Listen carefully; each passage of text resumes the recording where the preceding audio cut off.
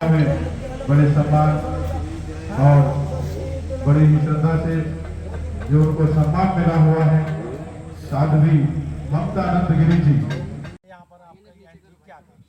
नहीं, ये कल की दाम ये प्रमोद कृष्ण जी ने इतना सुंदर कार्य को लिया है, संकल्प लिया है और मैं इससे गौरवित समझती हूँ कि मुझे इधर एक शिला दान करने का जैसे एक सौभाग्य प्राप्त हो गया है।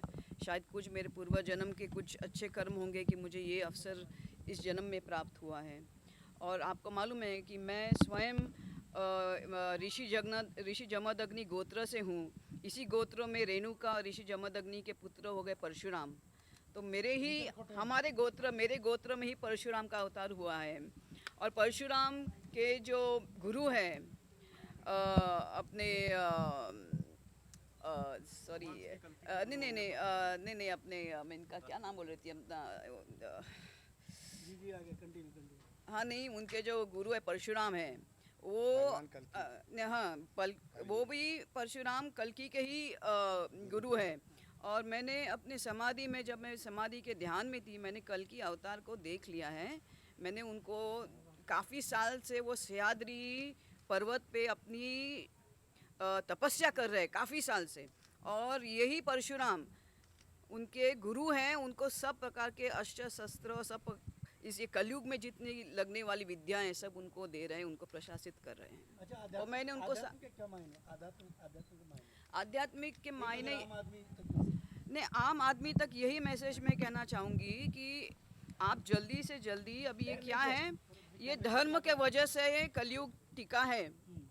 जितने भी थोड़े से धर्म के लोग हैं उसके वजह से ये कलयुग है। कलयुग का घोर अभी तक नहीं आया है, लेकिन अभी भी आज लोग सब जगह देख रहे और कह रहे कि ये घोर कलयुग, अब इससे क्या होगा। काफ़ी चीज़ें ऐसी दिख रही जो कभी दिखनी नहीं चाहिए, ऐसी चीज़ें सुनाई दे रही जो नहीं सुननी चाहिए या सुनाई नहीं देनी चाहिए। सब हम लोग एकदम घोर इसमें आ चुके, विकृत स्थितियों में आ गए हैं।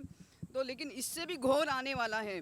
लेकिन ये बचा सिर्फ कुछ धर्म के लोगों के वजह से, जिन्होंने धर्म को एकदम मतलब हारे नहीं। वो देखो ये लड़ाई दानव और देवता के बीच में हुई है। इवन अपना समुद्र मंथन जो था वो असुर और देवताओं के बीच में था। आज कलयुग भी उसी के कगार पे खड़ा है। देवी देवता और धर्म अधर्म के बीच में है। जिस दिन धर्म एकदम नष्ट हो जाएगा उस दिन घोर कल की अवतार आ जाएंगे। हम सब उसके ये है कि हमने प्रकृति को बिल्कुल समाप्त करके रख दिया हर चीज़ में। और हम लोग देख रहे कि थोड़ा बहुत धर्म का भी है। हम लोग कुछ ज़्यादा करेंगे तो वो दूसरे जो असुर लोग होते हैं वो अपने धर्म को नष्ट करने की, हानि करने की चेष्टा करते हैं। और जो भी धार्मिक लोग हैं उनकी भी बुद्धि को वो ये कर रहे हैं, उसको क्या करप्ट कर रहे हैं। बड़ा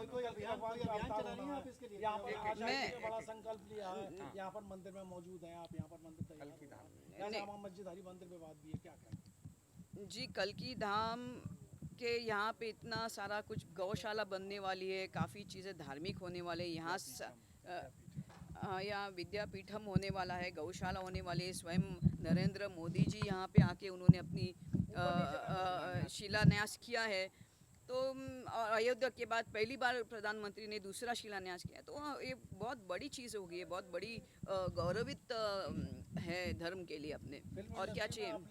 एक सवाल है जी। इसके बाद अब अध्यात्म में महामंडलेश्वर आपके अखाड़ा की क्या लगता है? देखो, किन्नर अखाड़ा तो एक निमित्त हो गया, लेकिन मुझे महामंडलेश्वर जैसा एक भगवती का ही संकेत था। एक तो 140 साल के बाद वो कुंभ आया था, तो और उसमें सूर्य चंद्र और गुरु और सबकी अपने जो ग्रह हैं उनके सिर्फ ये था, मेल था। उसी क्षण मुझे बनना था।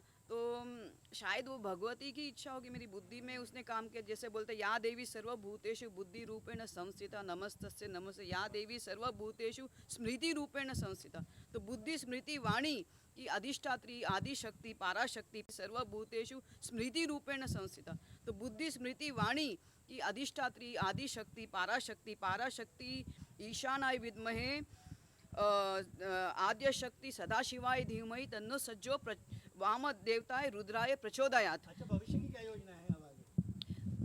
भविष्य की यही है कि जितना मैं धर्म से जुड़ूँ और लोगों को धर्म के लिए जुड़ाऊँ, बिकॉज अभी सनातन धर्म के लिए जोड़ूँ, यही मेरी प्रयत्न रहेगा कि धर्म की स्थापना हो और अधर्म का विनाश होना। मेरा सवाल ये है कि कल की धाम आप आई हैं, बहुत बड़ा अनुष्ठान कल की धाम निर्माण का है, तो आचार्य प्रमोद कृष्णम जी से धाम से अब जुड़ी रहेंगी आगे? जी जी, ज़रूर ज़रूर। अब ये मेरी पहली इधर आना नहीं होगा, शायद देखते भगवती की क्या इच्छा है, वही सोचती है।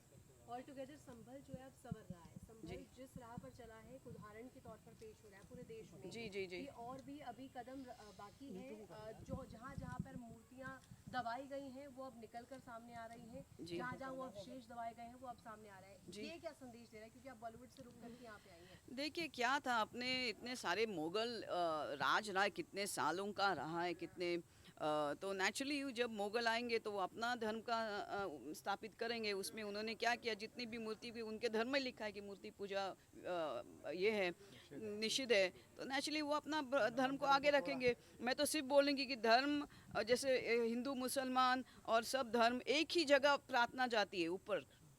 तो मैंने हमेशा वही संदेश दिया है कि एकोसी दृष्टासी सर्वत्र मुक्त प्रायोसी सर्वदा, ही है दृष्ट बंदाना मुक्त सितरम, मतलब कि अगर आप एक में सबको देखो, सब में एक देखो, और जब तक आप, और यही संदेश है, यही बंद दृष्टाना, मतलब जो ऋषि है साधु है, अगर उसमें ये एकोसी सर्वत्र मुक्त प्रयासी सर्वदा, ये अष्टवक्र में लिखा है कि जो एक में सब में एक देखेगा, जो अद्वैत देखेगा, यही सनातन धर्म है। आप सनातन के प्रचार के लिए निकले हैं, मोदी जी। जी के समय में सनातन के लिए ये कार्यकाल कैसा है?